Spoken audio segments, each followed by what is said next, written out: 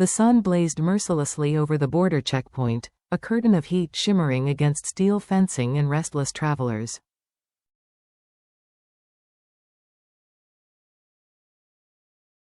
But Too Deep felt none of it. The world had shrunk into the small, trembling rectangle of her phone pressed to her ear.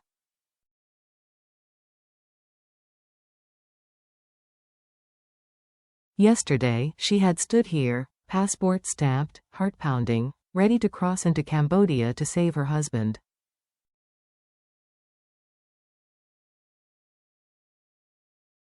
She believed he lay unconscious in a foreign hospital, battered, silent, unreachable.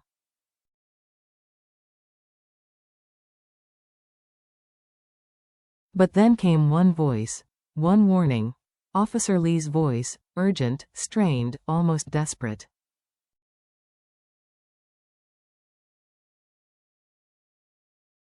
Don't cross. Listen to me carefully, and in that single moment, everything shifted.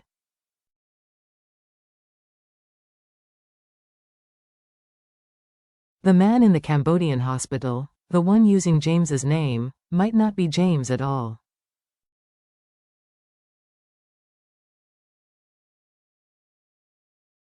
If that wasn't him, who was he? Who sent that message? And why? Today, part 2 begins with the truth.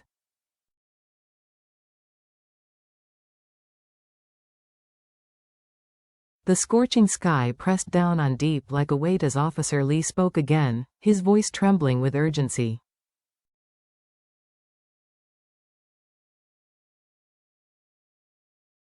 Deep, don't go through that gate. The danger isn't inside the hospital, it's everything happening around it.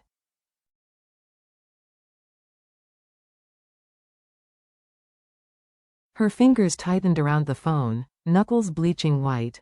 Officer Lee, they told me someone named James was unconscious.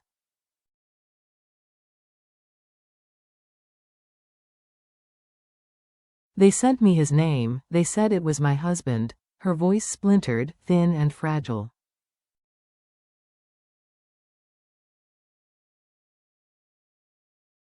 I know, Lee replied. But the man in that hospital, it's not James. The ground wavered beneath her.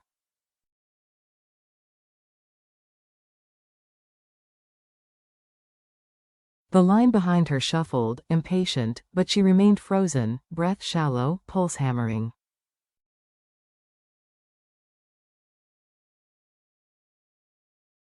What do you mean?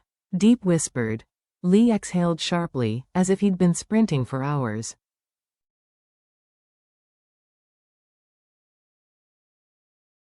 He's a cargo ship worker. A young man who tried to escape a smuggling group. When hospital staff searched his pockets, they found a folded paper with your home address.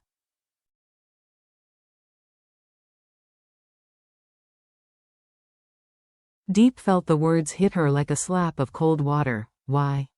Why would he have our address?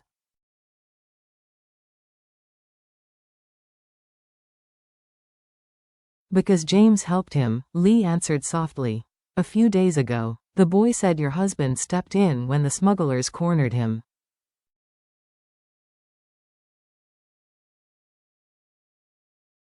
Helped him get away, gave him your address and told him, if anything happens, go here, they will help you.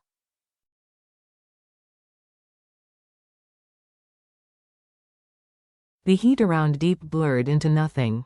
James helping strangers again. James risking himself again.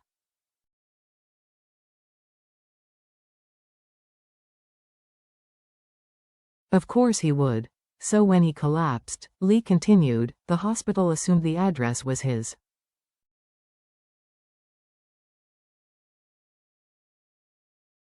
And the misunderstanding spread.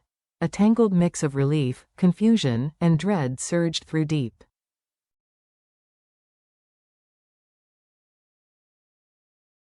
But if he's not James, where is my husband? Silence stretched.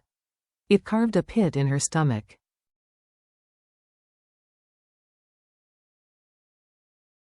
Then, Deep, Lee said gently, James is alive. And he's already on his way back to you.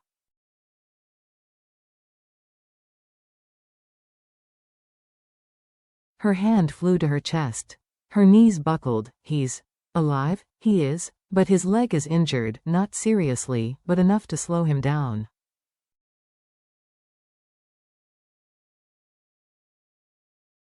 Tears slipped down her cheeks. Then why didn't he call? Why no message? Why? Because, Lee explained, when he helped that cargo worker escape, chaos broke out.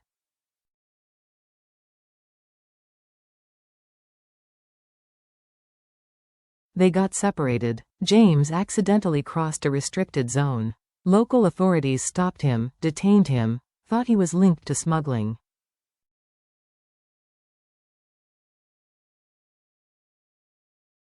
Deep's breath hitched. Her hand instinctively shielded her swollen belly. That's not all, Lee added quietly.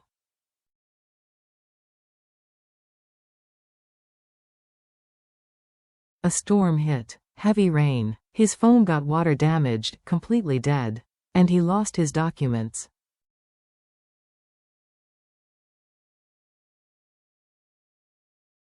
He couldn't cross officially. So he walked, limped, really, trying to find help. Number signal.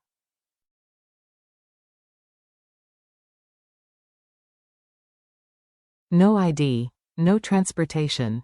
A wounded leg. James had been fighting his way back to her.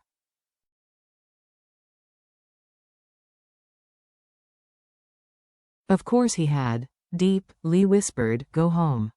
He's not in Cambodia. He's heading toward your village right now.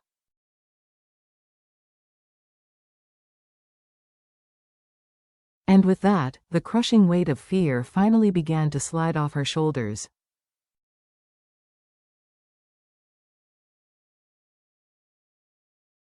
Deep stepped off the bus hours later, legs stiff, heart racing. Her hand never left her belly, as if grounding herself to the tiny heartbeat inside her.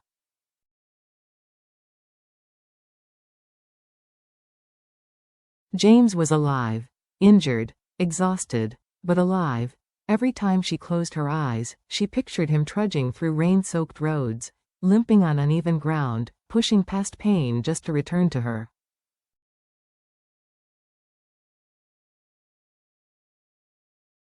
Miles away, James leaned heavily on a wooden stick a farmer had carved for him that morning.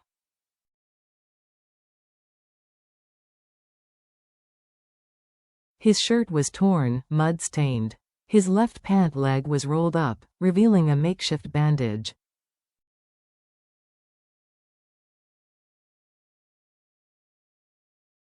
The night before, a family living deep in the forested outskirts had taken him in.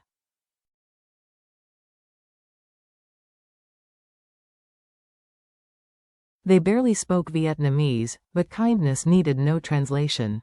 They fed him warm broth, offered shelter, and at dawn, James bowed in gratitude and continued onward.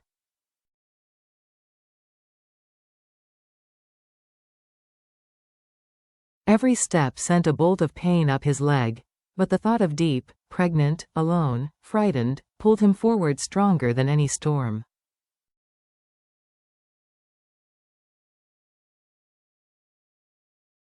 At one point, a truck slowed beside him. Hey, aren't you the guy from yesterday? The driver called.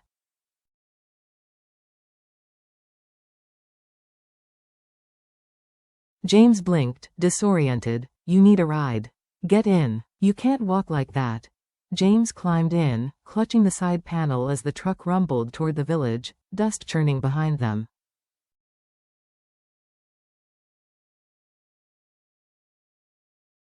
Please let her be okay, he prayed silently. Please let my wife be okay. Back at home, Deep pushed open her small gate.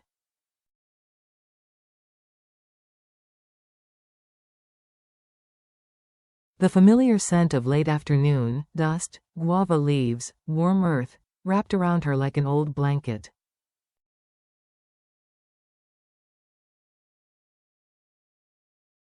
Mama, little NHI sprinted across the yard, tears streaking her cheeks. Deep knelt, arms open, catching her daughter in a trembling embrace.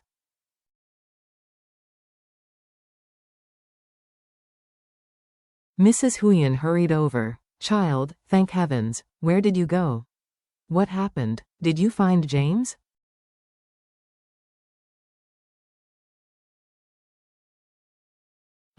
I know where he is, Deep whispered. He's coming home. Before another word could be spoken, Don the dog barked sharply. Once, twice, then frantically, rushing to the gate.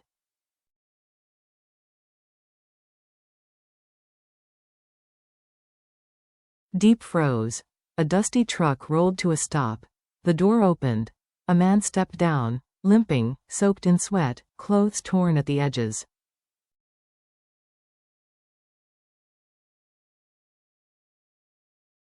His face pale, his hair plastered to his forehead, but his eyes, those steady, warm, familiar eyes.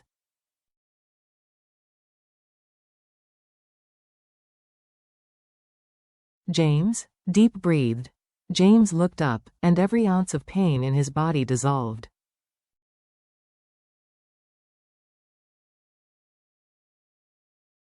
Deep, he whispered. She ran. Her sandals slipped. Her bag tumbled to the ground. Tears blurred everything but him.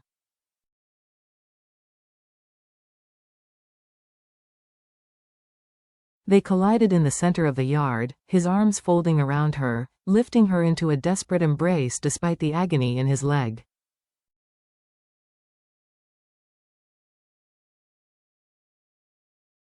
I'm sorry, he choked against her hair. I'm so sorry, I tried to call. I tried everything, to get back to you.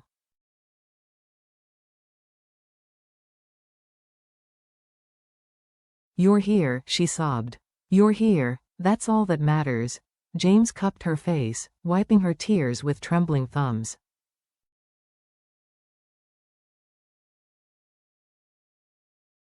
I would cross the whole world to get back to you. Then he knelt, slowly, painfully.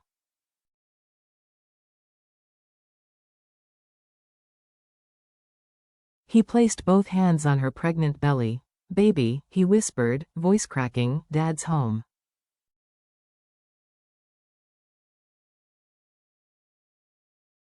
NHI flung her arms around him.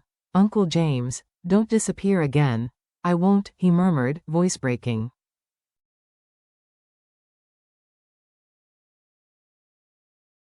I promise. That evening, as the sun slipped behind the bamboo grove, their small house glowed with warmth again.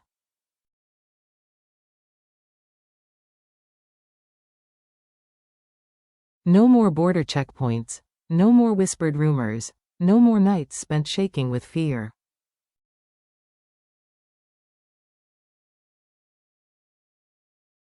Just a family reunited, holding on to one another a little tighter, breathing a little deeper, grateful for the miracle of an ordinary sunset.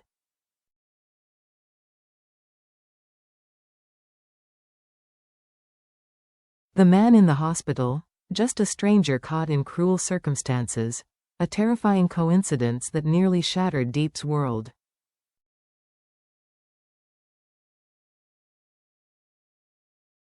But not now, not anymore. Today, fate chose mercy. For the first time in days, dinner tasted like dinner.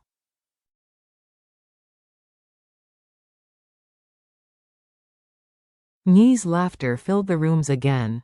The quiet moments between them felt brand new, soft, safe, earned.